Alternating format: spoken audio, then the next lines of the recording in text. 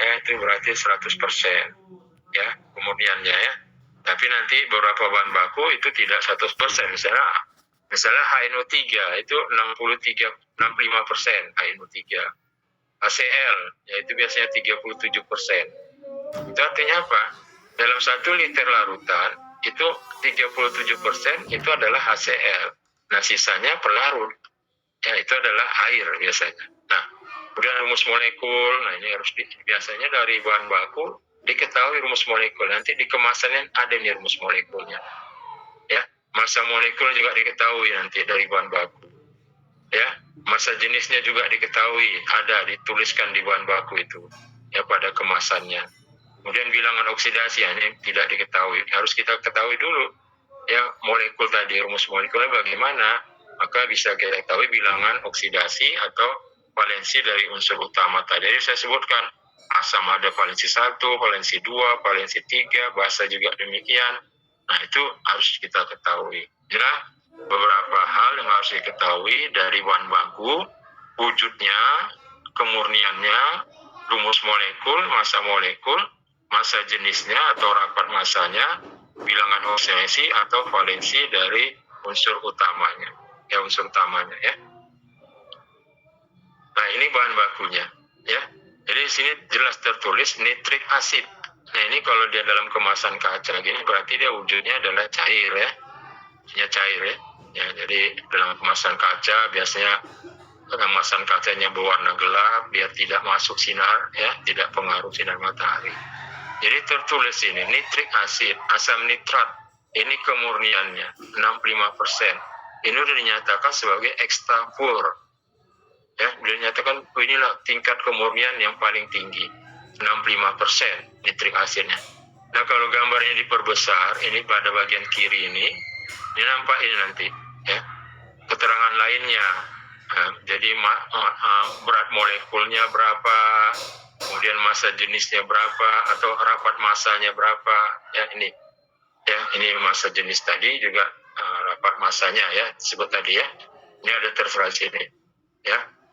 Nah, jadi kalau ini misalnya kita buat aja diketahui ya, bahan bakunya nitrik asid 65% berat. Ini ya, 65% berat.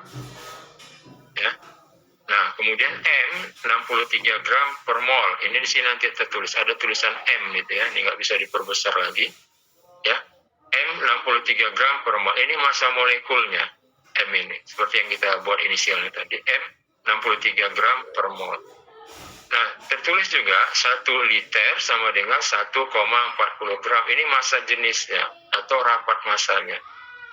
Jadi 1 liter bahan baku ini massanya 1,4 kilogram. Itu pengertiannya. Ya. Jadi 1 liter 1,40 kilogram. Ini massa jenis. Ya, atau rapat massanya tadi. Ya. Nah, jadi inilah bentuknya tadi. Nah, kalau kita bisa rubah berarti 1000 ml bahan baku itu massanya 1400 gram. Ya, 1400 gram sama ya. Jadi kalau kita ingin buat larutan 500 ml HNO3 2N. Berapa kita butuhkan bahan bakunya, berapa air yang kita gunakan. Ya, atau larutan 1500 ml HNO3 0,5 M. Berapa bahan baku ini kita gunakan, kemudian ini sebagai zat terlarutnya, dan berapa volume air yang kita gunakan sebagai pelarutnya. Nah, ini harus bisa nanti. Kalau kita kerja di laboratorium, ini harus kita kuasai cara pembuatan ini. Tapi yang pertama kita harus tadi ya, dari bahan baku ini harus kita ketahui dulu bentuk-bentuknya, ya, kemudian kemurniannya, dan lain-lain tadi pada keterangan di depan. Ya. Nah, ini, kalau ini mau kita buat, larutan 500 ml HNO3 2N, kemudian larutan 1500 ml HNO3 0,5 M. Ya. Nah, jadi yang pertama. Jadi pengertian 1 liter tadi sama dengan 1400 gram. Maka 1 liter bahan baku itu massanya 1,4 kilogram itu sama dengan 1400 gram. 1 liter bahan baku tadi. Nah, karena kemurnian HNO3 itu 65% berat, maka dari 1400 gram bahan baku tadi tadi itu hanya 910 gram HNO3-nya, sisanya adalah pelarut. Inilah 910 gram HNO3 murninya. Ya, jadi 1400 kali 65%, 0,65. Nah, jadi ada 910 gram ya dari 1 liter larutan. Ya, ini kan 1 liter bahan baku ada 910 gram HNO3 murni. Ya, dengan HNO3-nya ya yang dalam karena kemudian 65%, maka dia menjadi 910 gram. Maka mol dari bahan baku, mol HNO3 ini 910 gram dibagi dengan M-nya tadi 63 gram, 14,44 mol. Inilah mol HNO3-nya. Mol HNO3 14,44 mol. Nah, jadi molaritas HNO3 bahan baku 14,44 M. Ini molaritasnya dari bahan baku. Inilah konsentrasi dari bahan baku. 14,44 M HNO3. Nah, karena HNO3 sama valensi 1, maka 14,44 M itu sama dengan 14,44 N, sama. Ya. Nah, tadi yang ditanya, kita ingin membuat 500 ml HNO3, larutan HNO3 dengan konsentrasi 2N. Nah, ini baru kita buat rumus pengenceran. V1N1 sama dengan V2N2. Nah, V1 ini dan N1 ini dari bahan baku, V2N2 ini adalah setelah diencerkan atau larutan yang akan kita buat. Jadi V1 ya. Nah, inilah berapa volume dari bahan baku yang akan kita gunakan dikali dengan N1. Nah, ini N-nya. Ya, inilah konsentrasi dari bahan baku 14,44 N sama dengan volume yang akan kita buat. Volume larutan dari HNO3 yang akan kita buat 500 ml dengan konsentrasi N2-nya adalah 2N. Gitu ya. Maka dapat P1 sama dengan 69,25 ml. Jadi 500 kali 2 1000 bagi 14,44. Ya, maka dapat 69,25 ml.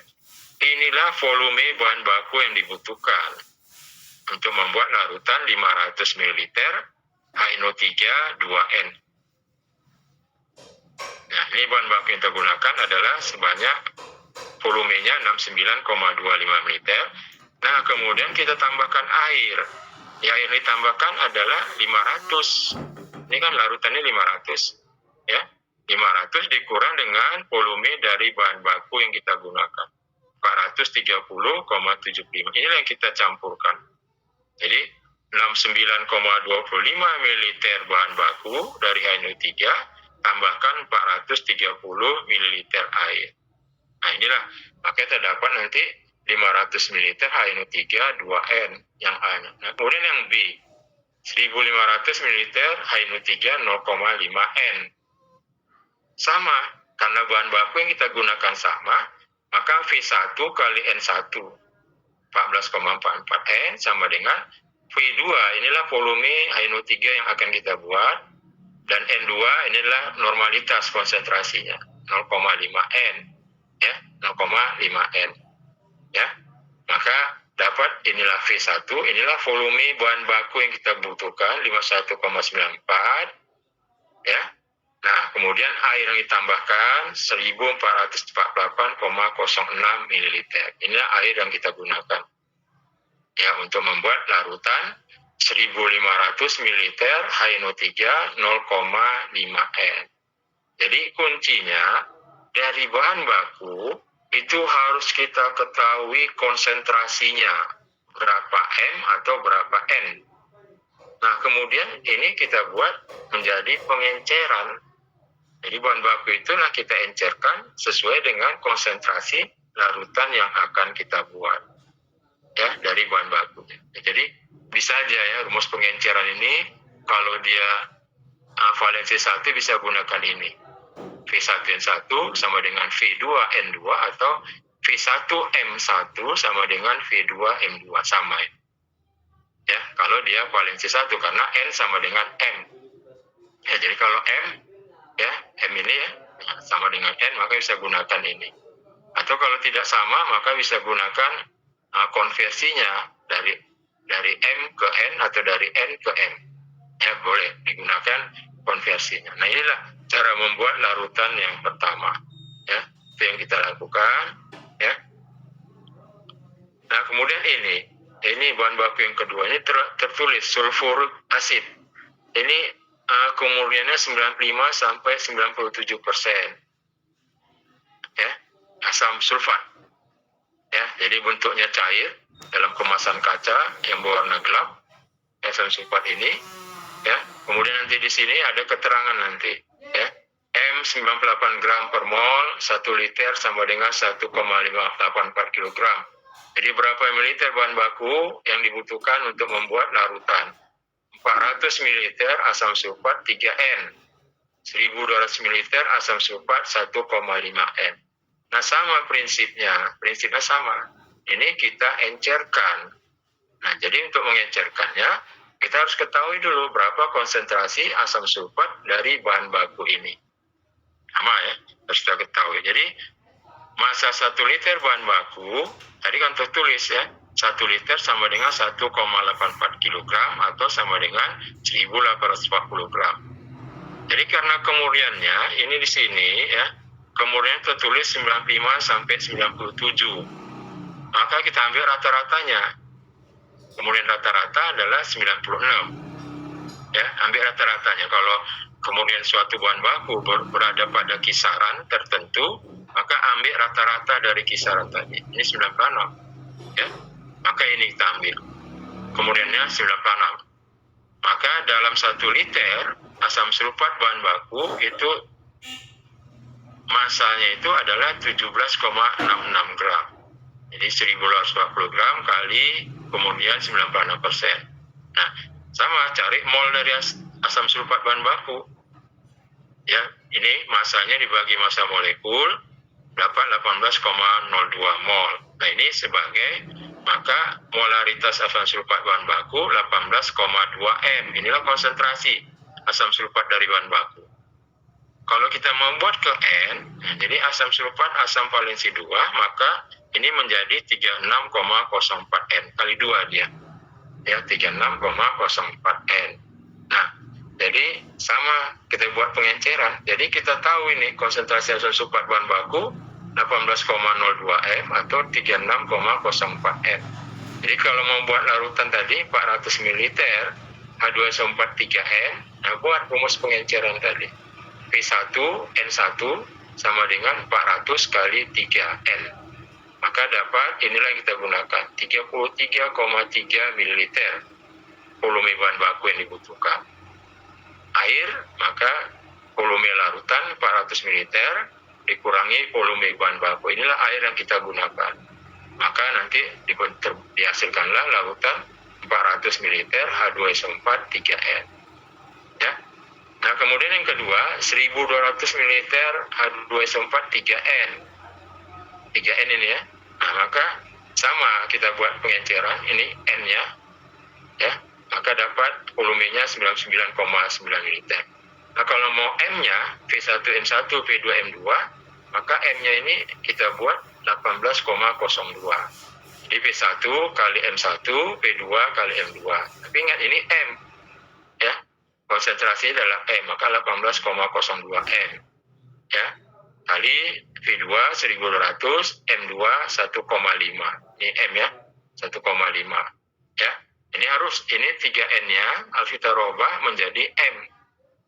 Ya. Nah, itu ya, maka dapat ini. Jadi sama volume bahan baku yang digunakan 99,9 liter, air yang kita gunakan 1100,1 mililiter. Jadi intinya ya kita ketahui dulu ya konsentrasi dari bahan baku, kemudian kita encerkan dengan pengenceran dengan air berdasarkan konsentrasi dari larutan yang akan kita buat, volumenya berapa. Ya, volumenya berapa ya. Nah, kemudian ini bentuknya kristal potasium dikromat ya. Jadi wujudnya adalah padat ini ya. Ya, dikemas dalam kemasan plastik ya, atau apa namanya ini, atom ya. Jadi potasium dikromat ya. Nah, ini ada tertulis nanti M294 gram, ini massa molekulnya. Ya. Nah, karena dia berbentuk padat, ini kemurniannya biasanya 100%. Jadi nggak ada masalah kemurnian di sini. Ya, tidak dalam bentuk larutan dia, ya, maka kemurniannya 100%. Ya. Jadi berapa gram bahan baku yang dibutuhkan untuk membuat ya larutan 500 ml K2CR2O7 2M. B 300 ml K2CR2O7 3N. C 1250 ml K2CR2O7 5% berat. Nah, ini ya dari bahan padat ini. Ya, juga ini sebagai nanti dia dilarutkan dalam air, ya, larutkan dalam air, ya. Nah, jadi yang pertama, larutan 500 ml K2CR2O7 2M. Nah, sekarang kita bergerak ke 2M ini. 2M dari K2CR2O7 berarti dalam 1 liter larutan terlarut 2 mol. Gitu ya, 2 mol K2CR2O7. Jadi pengertian 2M. 2M K2CR2O7. Jadi ada dalam 1 liter larutan tadi akan terlarut 2 mol K2CR2O7. Jadi bahan baku yang dibutuhkan kalau dalam 1 liter 2 mol. Ya, 2 mol. Nah, massa molekulnya 294 ini kan. Jadi mol kali dengan massa molekul itu dapat beratnya gitu ya, akan kita gunakan. Tapi karena kita hanya menggunakan larutan 500 ml, maka larutan 500 ml K2CR2O7 2M, maka 500 per 1000. Karena ini dalam 1 liter, maka 500 per 1000 kali 2 mol kali massa molekulnya 294, maka 294 gram. Jadi yang kita gunakan untuk membuat larutan 500 ml K2CR2O7 2M, maka kita gunakan 294 gram bahan baku ini kita gunakan, kita timbang, ya. Kemudian kita larutkan menjadi larutan sebanyak 500 ml. Jadi ini larutkan dulu, ya, misalnya ini kan 500 ml, ya, larutkan dulu dalam 400 ml air, ya, larutkan, ya. Nah, setelah larut, maka jumlahkan menjadi 500. Tambahkan airnya menjadi 500. Jadi larutan 500 ml. Ya. Jadi ini yang digunakan 294 gram bahan baku. Nah, kalau membuat larutan 300 ml K2CR2O7 3N, jadi pengertian 3N, ya. Nah, karena K2CR2O7 merupakan garam valensi 6. Ya, jadi sini CR-nya di sini. Ya, CR ini dia 6 positif. Dari mana? Ini CR. Jadi O7 ini minus 14. Ya, 7 kali 2, minus 2, minus 14. Ini positif 2. Jadi ada positif 2, ya. Nah, ini positif negatif 14. Maka menjadi minus 12. Ya, 14. Ya, minus 14 tambah 2. Berarti minus 12. Nah, ini CR-nya ada 2. Bagi 2. Ya, 6. Ya, biasanya bilangan valensi dalam satu molekul jumlahnya sama dengan 0. Maka CR ini dia bermuatan 6 positif. Jadi merupakan garam valensi 6. Jadi kalau K2CR2O7 3N itu sama dengan K2CR2O7 0,5 M. 3 bagi 6, ya, 0,5 M. Ya, jadi pengertian sama, 0,5 M ini berarti dalam 1 liter larutan terlarut 0,5 mol K2CR2O7. Ya. Nah, itu dalam 1 liter terlarut 0,5 mol K2CR2O7. Nah, kita buat 300 ml, bukan 1 liter. Maka larutan 300 ml K2CR2O7 3N 300 per 1000. Ya, karena ini hitung dalam 1 liter. Jadi 300 per 1000 kali 0,5 mol kali massa molekulnya. Ya, dapat 44,1 gram. Jadi inilah kita gunakan. Kita timbang sebanyak 44,1 gram K2CR2O7. Nah, kemudian kita larutkan menjadi larutan sebanyak atau dengan volume 300 ml. Ya, 300 ml. Ya, itu yang kita lakukan. Ya. Nah, kemudian larutan 1200 ml K2CR2O7 5%. 1250 ml K2CR2O7 5% berat. Berapa yang kita gunakan dari bahan bakunya? apa yang kita gunakan. Nah, jadi di sini ya kita bicara ke 5% berat ini. Berarti K2CO2 itu akan ada sebanyak 5 gram per 1000 gram larutan. Atau karena pelarutnya nanti adalah dalam bentuk air, maka 5 gram per 100 mililiter. Ya, mililiter ya, persen berat ini. Tapi karena kita anggap ya berat air sama dengan volume ya, maka ini seharusnya 5 gram per 100 gram larutan ya. Karena larutannya dalam bentuk cairan, ini adalah air, maka bisa kita asumsikan 5 gram per 100 mililiter larutan.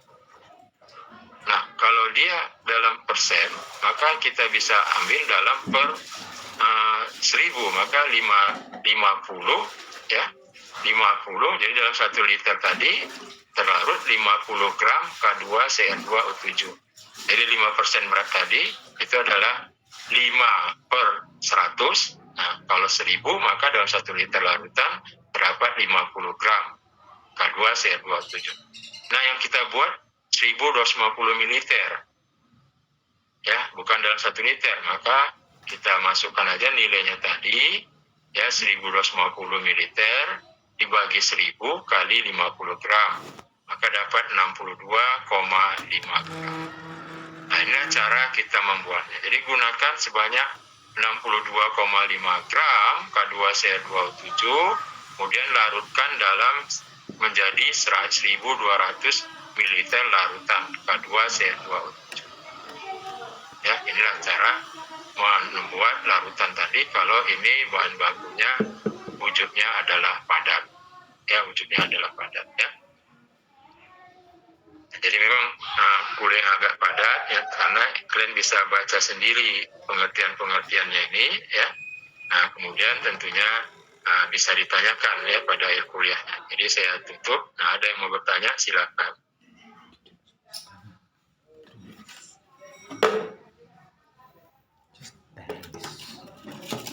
Oh, ada yang mau bertanya? Silakan. Pak. Ya. Apakah tadi yang di bagian boleh dipoto, Pak? Gimana? Yang di bagian C-nya tadi, Pak. Yang larutan 1250 mililiter. Oh, yang perhitungan terakhir. Itu, Pak. Ya, belum sempat dipoto tadi. Itu seharusnya tadi saya tanya, tapi karena waktunya sangat singkat, ini kan udah habis hampir habis, maka saya nggak nanya tadi, saya jelaskan aja ya. Nah, kalau tanya nanti juga akan menghabiskan waktu ya. Apa boleh dipoto, Pak?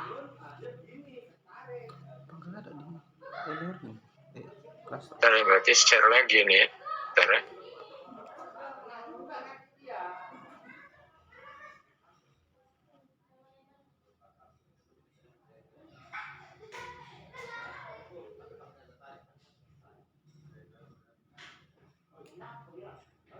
Dan apa itu ya?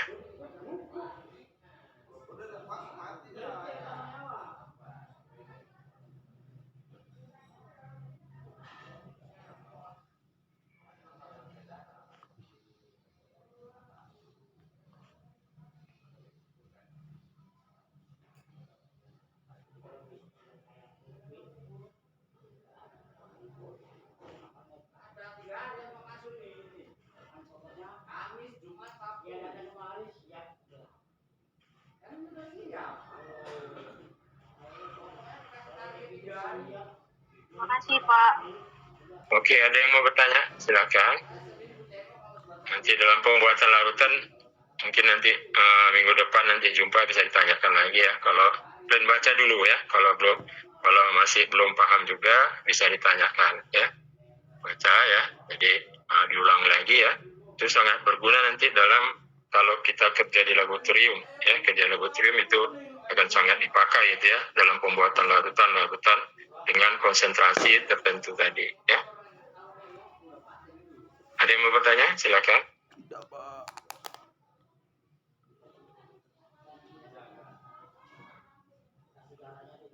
Oke, kalau nggak ada, saya sampaikan, ini kan perjumpaan yang keempat, ya, maka minggu depan yang kelima ada kuis ya. Jadi nanti pada pertemuan kelima, pada akhir kuliah, ya, lebih kurang 30 menit, nah itu kita gunakan untuk kuis, ya. Materinya gas, dari gas ya. Jadi yang disampaikan Bu Linda, dan sampai hari ini, dari gas ya. Jadi kita buat kuisnya ya. Yang saya informasikan, mungkin kuisnya banyak hitungan ya. Jadi kan itu penyampaian rumus-rumus itu ya, banyak rumus, maka mungkin banyak hitungannya ya. Jadi nanti ada 30 menit atau 40 menit sebelum akhir kuliah kita gunakan untuk kuis ya. Oke, materinya sampai ini hari dari gas ya, gas sampai kepada materi ini hari. Oke, ada yang mau bertanya, ada yang mau diskusikan sebelum saya tutup?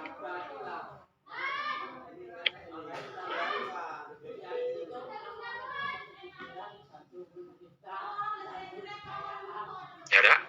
Oke, kalau nggak ada, saya tutup ya. Selamat sore, semoga sekali lagi pandemik ini segera berakhir ya.